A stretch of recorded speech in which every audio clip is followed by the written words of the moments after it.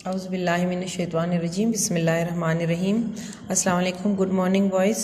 आज हमारी क्लास 5 बराए जमात पंचम के लिए इस्लामियात के ज़ूम ऑनलाइन क्लास है।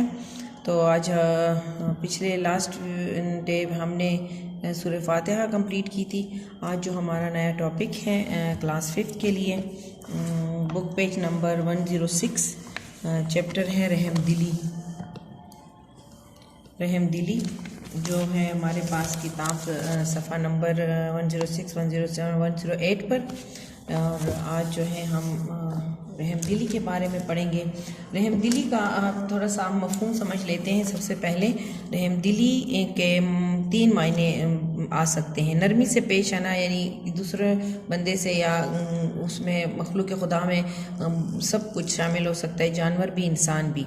तो उनके साथ नरमी से पेश आना, मेहरबानी करना, यानी उनके साथ अच्छा सलूक करना, उनकी खिदमत करना, मदद करना, ये भी इसमें शामिल हैं। और मखलूक खुदा पर रहम करना, और जो अल्लाह ताला की जो मखलूक है उस पर रहम करना, उनके साथ जो है रहमदिली से पेश आना, उन पर मेहरबानी करना, ये रहमदिली का जो है मफ़हूम है। मैं बुक पेज नंबर 106 पढ़ रही हूँ। रहमदिली का मतलब है नरमी से पेश आना, मेहरबानी करना, मखलूक खुदा पर रहम करना। रहमदिली उस जज्बे का नाम है जिसकी वजह से हम इंसानों और जानवरों के साथ नरमी करते हैं, उनके साथ अच्छा सलूक करते हैं। रहमदिली अल्लाह ताला की सिफ़त है, खूबी है। सिफ़त का मतलब है खूबी, यानी रहमदिली अल्लाह ताला के सिफाती नाम में शामिल है, रहमान और रहीम। तो अल्लाह ताला के 2 नाम हैं, रहमान और रहीम, जिनका मतलब बहुत ज़्यादा रहम करने वाला और बड़ा मेहरबान है। अल्लाह ताला अपनी मखलूक पर बहुत मेहरबान है और रहम फरमाने वाला है, और अपने बंदों को भी ये हुक्म देता है कि वो भी दूसरों पर रहम करें। रहमदिली का हुक्म अल्लाह ताला ने कई तरीक़ों से दिया, कुरान मजीद में भी दिया है। और कुरान मजीद, जैसा कि आपको पता है कि हुज़ूर सल्लल्लाहु अलैहि वसल्लम जो है कुरान मजीद के चलता फिरता कुरान है। अल्लाह ताला ने जो हुज़ूर सल्लल्लाहु अलैहि वसल्लम पर जो आयात नाजिल की, उनको हुज़ूर सल्लल्लाहु अलैहि वसल्लम ने हदीस की शक्ल में भी बयान फरमाया है। ख़ुद उन कामों को अमल करके भी दिखाया है, और अपनी ज़ुबान से जो उन्होंने बयान फरमाए, जो इरशादात फरमाए हैं, तो उनको भी हम उसी तरह उन पर अमल करेंगे जिस तरह कुरान में अल्लाह ताला की अहकामात पर हम अमल करते हैं। इसी तरह रहमदिली का हुक्म हदीस शरीफ से इस तरह साबित होता है कि हुज़ूर सल्लल्लाहु अलैहि वसल्लम ने फरमाया है कि तुम ज़मीन वालों पर रहम करो, आसमान वाला तुम पर रहम करेगा। यानी ज़मीन वाले मखलूक के खुदा हैं। उसमें मैंने आपको अभी भी बताया कि सिर्फ इंसान नहीं, जानवर भी इसमें शामिल हैं, कि हम इंसानों के अलावा जानवरों के साथ भी रहमदिली से पेश आएँ, उन पर रहम करें, उन पर उनके खाने पीने का ख्याल रखें, उनकी सर्दी गर्मी हर चीज़ का जो है जिस तरह मौसम आते जाते हैं, और उनकी बीमारी का ख्याल रखें। तो इस तरह ये रहम करना है कि अगर आप, जैसा एक बच्चा पैदा होता है छोटा, तो वो एक इंसान के रहम करम पर होता है, उसकी गर्मी सर्दी का हम ख्याल रखते हैं, उसके जो है बीमारी का ख्याल रखते हैं, अगर वो बीमार हो जाए तो उसके जो है इलाज करते हैं, उसके खाने पीने का ख्याल रखते हैं। इसी तरह इंसान जो है एक दूसरे के लिए मोहताज है। अल्लाह ताला ने उनको यहाँ इस दुनिया में भेजा है एक दूसरे की खिदमत मदद करने के लिए।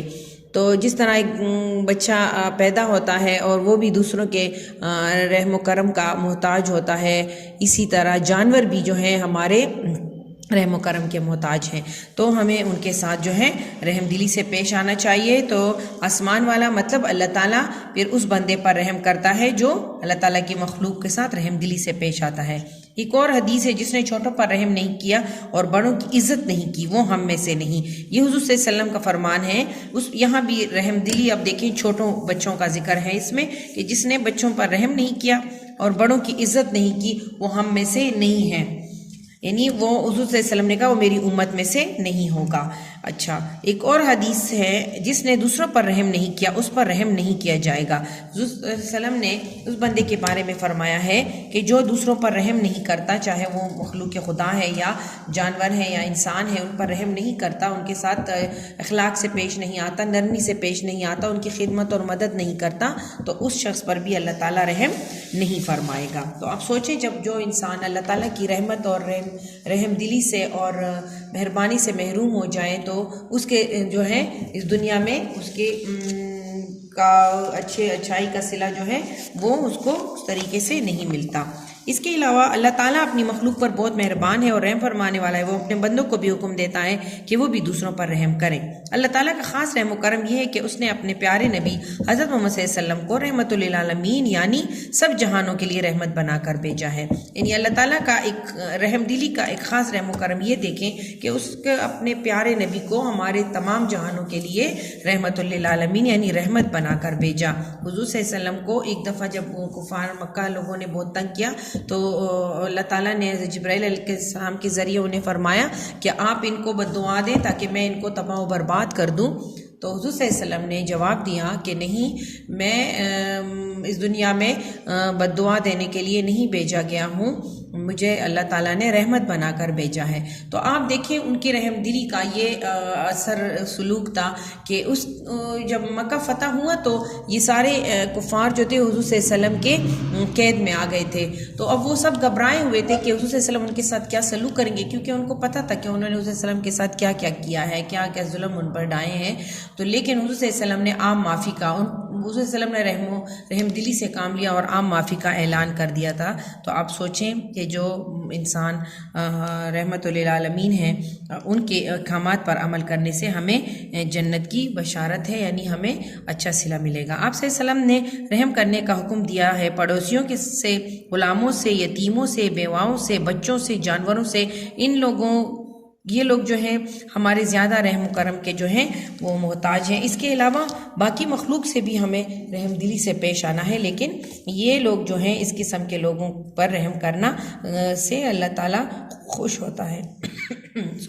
हमें चाहिए कि नबी करीम सल्लल्लाहु अलैहि वसल्लम की तालीमात पर अमल करते हुए रहमदिली की खूबी अपनाएं, यानी इन खूबियों को अपने अंदर पैदा करें ताकि हम अल्लाह ताला और उसकी मखलूक के पसंदीदा बंदे बन जाएं। क्योंकि जो दूसरों पर रहम करता है, दूसरों की मदद करता है, उनके साथ अच्छे अखलाक से पेश आता है, तो वो बंदे जो हैं सबको अच्छे लगते हैं।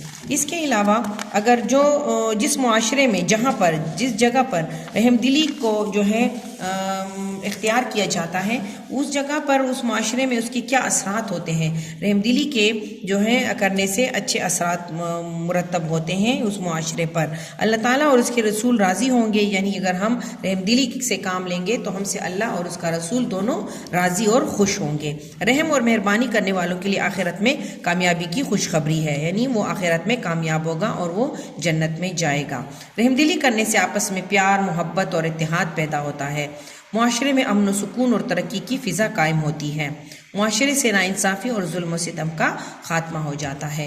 तो जब आप सोचें कि रहम करने से, रहमदिली करने से, नरमी से पेश आने से, दूसरों पर मेहरबानी करने से और एक दूसरे की मदद करने से अल्लाह ताला कितना खुश होता है, और जब उस मुआशरे में के इतने अच्छे असरात मुरतब होते हैं, तो हमें चाहिए कि अल्लाह हमें रहमदिली की खूबी हमारे अंदर डाले और हम जो है हमें अच्छे रास्ते पर चलने की तौफीक अता फरमाए। अल्लाह हाफ़िज़।